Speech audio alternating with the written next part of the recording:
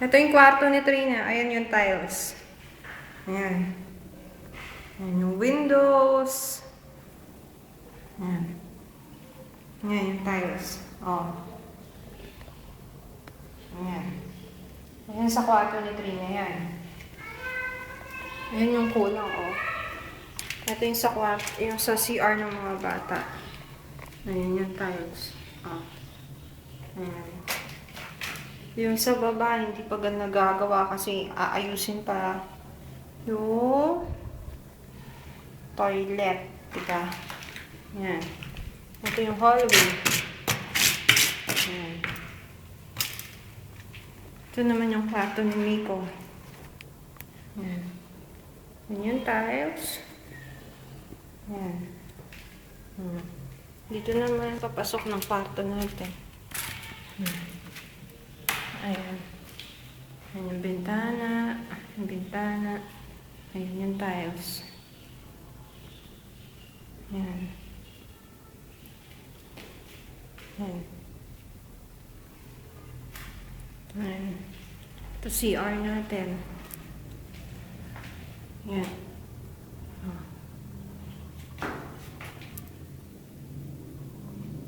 Ayan.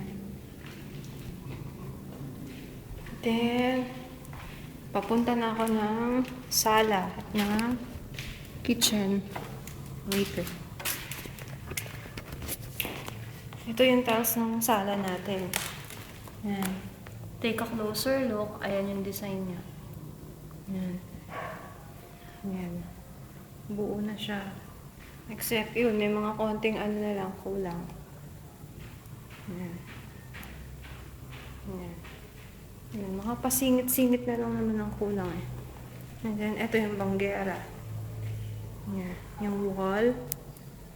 Ayan. Then, yan yung mismong ano. Kulay green. Di ba? Ang ganda ng green. Ayan.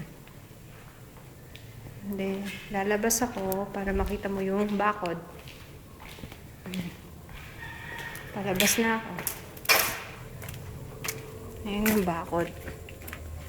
Ayan. Ayan yung bakod natin. Ayan.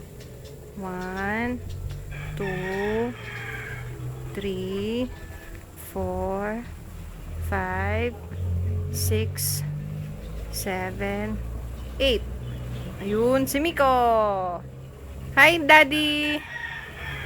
Hi ka muna kay Daddy. Ayaw. Ayaw daw. Ayun. Ayun yung bakod sa gawin nila doy.